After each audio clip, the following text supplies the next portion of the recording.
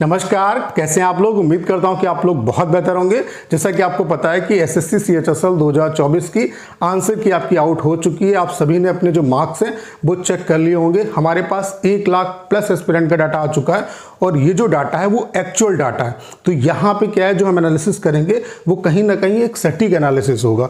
तो 1 lakh plus aspirant का जो डाटा आया है उसके बेस पे हम बात करने वाले हैं कि शिफ्ट वाइज आपका एवरेज स्कोर क्या बनना है। उसके अलावा शिफ्ट वाइज नॉर्मलाइजेशन का आपको बेनिफिट कितना मिलेगा, किस शिफ्ट के मार्क्स कितने आपके इंक्रीज हो सकते हैं। उसके अलावा इजी शिफ्ट कौन सी रही, हार्ड शिफ्ट कौन सी रही। उसके अलावा expected cut off category wise क्या रह सकती है, उसका मैं आपको एक रफली आइडिया देने वाला हूं कि अगर आपके कैटेगरी वाइज इतने मार्क्स बन रहे हैं तो आपको अपना विदाउट टाइम खराब किए हुए मेंस की जो प्रिपरेशन है उसमें लग जाना चाहिए। क्योंकि यहाँ पे प्री की इंपॉर्टेंस बहुत ज़्यादा नहीं है। सिर्फ अगर आप कट ऑफ को क्वालिफाई कर रहे हो तो कोई दिक्कत वाली बात नहीं, क्योंकि सिर्फ यहाँ पे ऐसा नहीं कि इसके मार्क्स ऐड होंगे।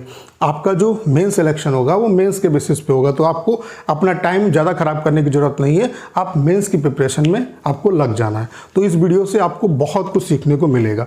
तो चलिए स्टार्ट करते हैं। वीडियो को स्टार्ट करने से पहले आप सभी को एक इन्फॉर्मेशन देना चाहता हूँ कि अगर आप सीएचएसएल सीजीएल एग्जाम को क्वालिफाई करना चाहते हैं तो टाइपिंग की इंपॉर्टेंस बहुत ज़्यादा है और अभी से टाइपिंग करना आप स्टार्ट कर दो। उसके अलावा ऐसे सॉफ्टवेयर पर प्रैक्टिस करो जिसका इंटरफेस बिल्कुल एसएससी सीएचएसएल सीजीएल जैसा हो। और हमने आपके लिए कंप्लीट टाइपिंग का सॉफ्टवेयर बना दिया जिसका इंटरफेस बिल्कुल एसएससी सीएचएसएल सीजीएल जैसा है। और यहाँ पे हम आपको 250 पैसे दे रहे हैं जो कि सीएचएसएल सीजीएल एग्जाम में आए हुए हैं। बाकी जो लेटेस्ट वाले पैसेज हैं वो भी हम यहाँ पे बहुत जल्द ऐड कर देंगे। एक दिन का जो डेमो है वो आपका बिल्कुल फ्री है। मैं आप सभी से जरूर कहूँगा एक बार डेमो जो दीजिएगा। डेमो का लिंक डिस्क्रिप्शन और कमेंट बॉक्स में पिन किया हुआ है, वहाँ से आप डेमो दे सकते हैं। और अगर आप डेमो से सेटिस्फाई होते हैं तो अपना जो बेस्ट प्लान है वो परचेज कर सकते हैं। तो चलिए स्टार्ट करते हैं। सबसे पहले आप लोग देख सकते हैं, जैसे ही आंसर की आई थी तो मैंने अपने चैनल पे पोल डाला था। मैंने बताया था कि आपके जो मार्क्स हैं, मैंने पूछा था कि मार्क्स आपके किस रेंज में बनना है। तो यहाँ पे आप देख सकते हैं 80, यहाँ पे 2700 प्लस जो एस्पिरेंट हैं उन्होंने यहाँ पे पार्टिसिपेट किया। 80 से 100 के बीच में मार्क्स जो बनना है वो 8% बच्चों के बनना है। 100 से 120 के बीच में जो मार्क्स बनना है वो 15% एस्पिरेंट के बनना है। 120 से 140 36% है। 140 से 160 जो है वो 30% है। उसके अलावा 160 प्लस जो है वो 10% एस्पिरेंट है। तो आप यहाँ पे देख सकते हैं जो मैक्सिमम डाटा है वो ये आपका लाई करता है, यानी कि 120 प्लस वाले जो एस्पिरेंट हैं वो है। और ये बात यहाँ पे आपको माननी होगी, ये कटु सत्य है कि यहाँ पे सीएचएसएल में प्री की कट ऑफ नॉर्मली आपकी हाई जाती है। अगर आप कैटेगरी वाइज, जैसे कि जो लास्ट ईयर का जो ट्रेंड है अगर उसको आप देखेंगे तो यूआर, ओबीसी और ईडब्ल्यूएस की कट ऑफ 150 को टच करती है। तो वो चीज़ें होंगी और ये सच्चाई है। अगर इससे कम आपका बनना है तो कहीं ना कहीं चांसेस बहुत कम है। अभी सारी चीज़ों को हम अच्छे तरीके से समझने वाले हैं, ठीक है। उसके अलावा ये जो डाटा है ये सबसे ज़्यादा इंपॉर्टेंट है अगर आपको चीज़ों को समझना है। यहाँ से आप बहुत अच्छे तरीके से चीज़ों को समझ जाएंगे और यही डाटा आपके सबसे काम का है।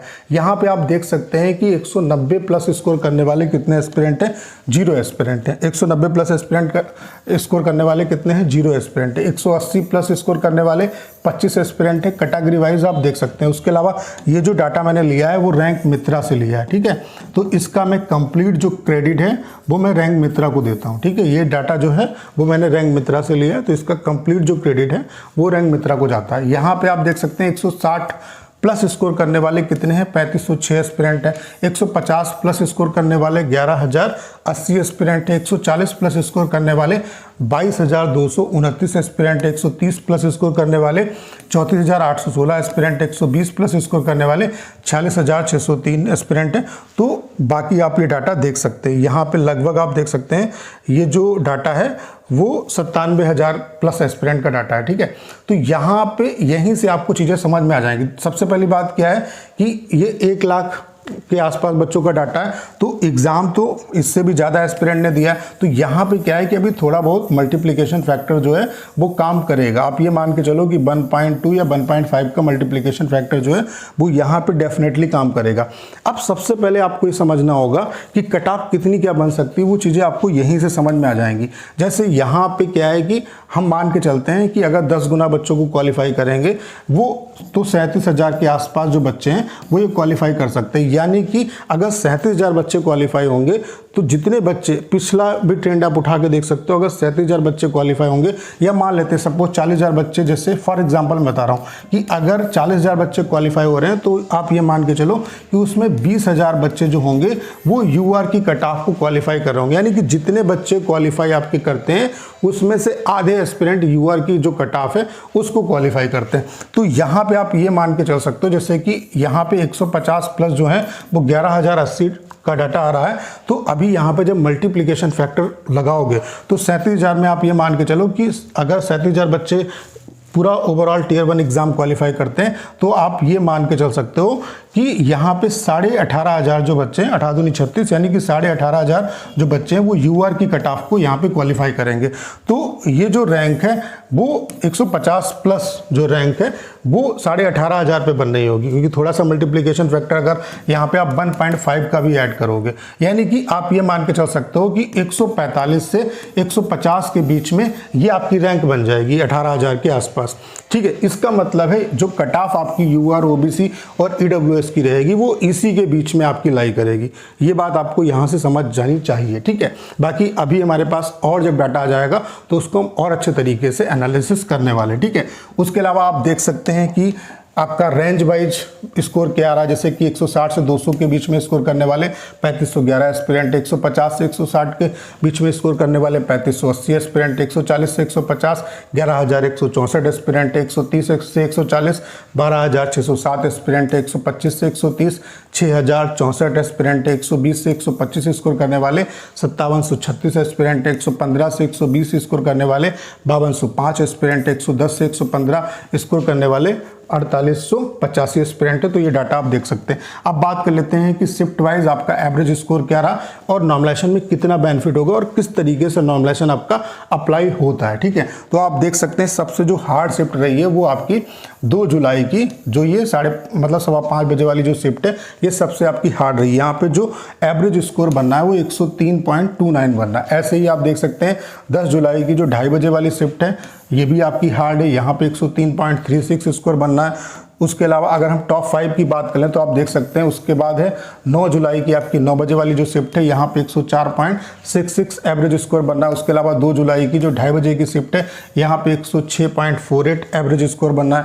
उसके अलावा 5 जुलाई की आपकी 2:30 बजे वाली जो शिफ्ट है यहाँ पे जो एवरेज स्कोर बनना है वो 106.96 बनना है। तो ये टॉप 5 आपकी हार्ड शिफ्ट हो गए। ठीक है, अगर हम इजी शिफ्ट की बात करें तो आप ये देख सकते हैं टॉप 5 अगर इजी शिफ्ट की बात करें तो आप ये देख सकते हैं कि सबसे ज़्यादा जो इजी शिफ्ट रही वो 1 जुलाई की आपकी 2:30 बजे की शिफ्ट रही, जहाँ पे एवरेज जो स्कोर है वो 125.41 बनना है। उसके बाद 2 जुलाई की आपकी 12:15 बजे की जो शिफ्ट है ये आपकी हार्ड मतलब इजी रही, यहाँ पे 122.67 स्कोर बनना है। उसके अलावा 4 जुलाई की 9 बजे की शिफ्ट यहाँ पे जो एवरेज स्कोर है वो 121.95 बनना है। उसके अलावा 1 जुलाई की आपकी 9 बजे की शिफ्ट यहाँ पे जो एवरेज स्कोर है वो 120 बनना है। उसके अलावा 10 जुलाई की आपकी 5:15 बजे की शिफ्ट जिसमें एवरेज जो स्कोर है वो 120.10 बनना है। ठीक है, अब यहाँ पे नॉर्मलाइजेशन किस तरीके से होता है, कितना आपको नॉर्मलाइजेशन का बेनिफिट मिलेगा, तो आप इस तरीके से समझो कि जो जैसे जितनी भी शिफ्ट में आपका एग्जाम होता है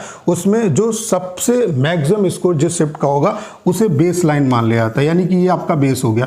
अब सभी शिफ्ट के जो मार्क्स है वो इसी के बराबर लाने हैं। जैसे कि ये हमारा बेस हो गया, फॉर एग्जांपल 125 नंबर ये बेस हो गया, तो इस शिफ्ट के मार्क्स जो है वो 125 बनाने के लिए कितना बढ़ाना पड़ेगा 3, ऐसे ही इसमें कितना बढ़ाना पड़ेगा 4, ऐसे इसमें कितना बढ़ाना पड़ेगा 5, ऐसे इसमें कितना बढ़ाना पड़ेगा 5। तो इस तरीके से आपका नॉर्मलाइजेशन का आपको बेनिफिट मिलेगा। आप देख सकते हैं कितने नंबर आपको मिल सकते हैं नॉर्मलाइजेशन में आपकी शिफ्ट के हिसाब से। ठीक है, ऐसे अगर हम बात करें जो सबसे हार्ड शिफ्ट में जिस बच्चे का एग्जाम था, यानी कि जो 2 जुलाई की 5:15 बजे की शिफ्ट में जिसका पेपर था, उसको कितना नॉर्मलाइजेशन का बेनिफिट मिलेगा। देखो इसके मार्क्स कितने 103 है, तो 103 से 125 पे आपको जाना है। इसका मतलब है 22 नंबर आपको ऐड करने पड़ेंगे, यानी कि जिसका सबसे हार्ड शिफ्ट में एग्जाम था उसको 22 नंबर तक का नॉर्मलाइजेशन का बेनिफिट मिल सकता है। ऐसे यहाँ पर भी आप देख सकते हैं 22 नंबर का बेनिफिट मिलेगा, ऐसे यहाँ पे 21 नंबर का बेनिफिट मिलेगा, यहाँ पे 19 नंबर का बेनिफिट मिलेगा, यहाँ पे 19 नंबर का बेनिफिट मिलेगा, ऐसे यहाँ पे आप देख सकते हैं 17 नंबर का बेनिफिट मिलेगा। तो सबसे ज़्यादा जो मतलब नॉर्मलाइजेशन में मैक्सिमम जो मार्क्स आपके बढ़ सकते हैं वो 20 से 22 मार्क्स आपके बढ़ सकते हैं। ठीक है, बाकी शिफ्ट वाइज आप देख लेना कि जो सबसे ईजी शिफ्ट है उसको बेस माना जाता है और उसके बराबर सभी जो शिफ्ट हैं उसके मार्क्स आपके लाए जाते हैं। यानी कि मोटा मोटी आप ये मान के चल सकते हो कि मैक्सिमम आपके जो मार्क्स हैं, जिसका सबसे हार्ड शिफ्ट में एग्जाम था, उसके 20 से 22 जो मार्क्स हैं वो आपके इंक्रीज हो सकते हैं। ठीक है, अब बात कर लेते हैं कि आपकी जो कट ऑफ है वो कितनी क्या रह सकती है। बाकी ये सब्जेक्ट वाइज आप देख सकते हैं डाटा कि सब्जेक्ट वाइज स्टूडेंट के एवरेज जो स्कोर है वो कितना क्या आ रहा है। तो यहाँ से जो सबसे इंपॉर्टेंट चीज़ है वो ये है, जो ये डाटा आपके पास है कि कितने बच्चे जो है वो किस रेंज में स्कोर कर रहे हैं, तो यहाँ से आपको चीज़ें क्लियर हो जानी चाहिए। देखो जो रैंक बनेगी, जो मैंने आपको बता दिया कि जितने बच्चे क्वालिफाई होंगे उसके आधे बच्चे यूआर कैटेगरी की कट ऑफ को क्वालिफाई करेंगे। यानी कि 18,500 के आसपास जो रैंक है वो जहाँ पे बन रही है वही आपकी यूआर, और उसी से अनुमान लग जाएगा कि ओबीसी और ईडब्ल्यूएस की कट ऑफ क्या रहेगी। तो ये डाटा 145 से 150 के बीच में आपका लाई करेगा। तो मैं आपको सेफ साइड बता रहा हूँ, बाकी अभी और डाटा हमारे पास आएगा तो उसके बेस पे हम और डिटेल में एनालिसिस करेंगे। बाकी इसके बेसिस पे आप मेंस की प्रिपरेशन अपनी स्टार्ट कर सकते हो। यूआर, ओबीसी और ईडब्ल्यूएस कैटेगरी से अगर आप हैं और आपका रॉ स्कोर 145 प्लस जा रहा है, ये मैं रॉ स्कोर की बात कर रहा हूँ, 145 प्लस जा रहा है, तो आपको मेंस की प्रिपरेशन में लग जाना चाहिए। बाकी अगर आप एससी कैटेगरी से हैं तो 130 या उससे ऊपर, 130 या उससे ऊपर अगर जा रहा है तो आपको मेंस की प्रिपरेशन में लग जाना चाहिए। अगर आप एसटी कैटेगरी से हैं तो 125 या उससे ऊपर अगर जा रहा है, 125 से थोड़ा बहुत कम भी बनना है, 122, 123, तो आपको अपनी जो मेंस की प्रिपरेशन है उसमें लग जाना चाहिए। अगर आपके इतने मार्क्स हैं तो आपको मेंस की प्रिपरेशन में लगना चाहिए और आप इजीली जो है वो प्री की जो कट ऑफ है वो क्वालिफाई कर लेंगे। तो उम्मीद करता हूँ सारी जानकारी आप बहुत अच्छे तरीके से समझ पाओगे। बाकी टाइपिंग की जो प्रिपरेशन है वो साथ साथ करते रहो, क्योंकि टाइपिंग बहुत ज़्यादा आपके लिए इंपॉर्टेंट है। और टाइपिंग ऐसे सॉफ्टवेयर पे प्रैक्टिस करो जिसका इंटरफेस बिल्कुल एसएससी सीएचएसएल सीजे जैसा हो। उसके अलावा जो प्रीवियस पैसेज हैं वो सबसे ज़्यादा इंपॉर्टेंट है, और यहाँ पे हम आपको मैक्सिमम यहाँ पे जो पैसेज हैं हमने 250 पैसेज प्रीवियस आपको प्रोवाइड कराएं, बाकी और यहाँ पे हम 150 पैसेज और ऐड कर देंगे। तो आप ये मान के चलो 400 पैसेज आपको मिल रहे हैं और बहुत ही मिनिमम प्लान में आपको मिले हैं। तो इन्हीं पैसेज की बार बार प्रैक्टिस करो। मैं दावे के साथ कह सकता हूँ 100% आप टाइपिंग क्वालिफाई करके आएंगे। एक दिन का जो डेमो है वो आपका बिल्कुल फ्री है। मैं आप सभी से जरूर कहूँगा एक बार डेमो जो दीजिएगा। डेमो का लिंक डिस्क्रिप्शन और कमेंट बॉक्स में पिन किया हुआ है, वहाँ से आप डेमो दे सकते हो। और अगर आप डेमो से सेटिस्फाई होते हैं तो अपना जो बेस्ट प्लान है वो परचेज कर सकते हैं। उम्मीद करता हूँ सारी जानकारी आप बहुत अच्छे तरीके से समझ पाए होंगे। करना क्या है, इस वीडियो को 10 शेयर करना है। उसके अलावा अगर आप चैनल पर नए हैं और आपने अभी तक इसे सब्सक्राइब नहीं किया है तो प्लीज़ चैनल को सब्सक्राइब करना मत भूलिएगा।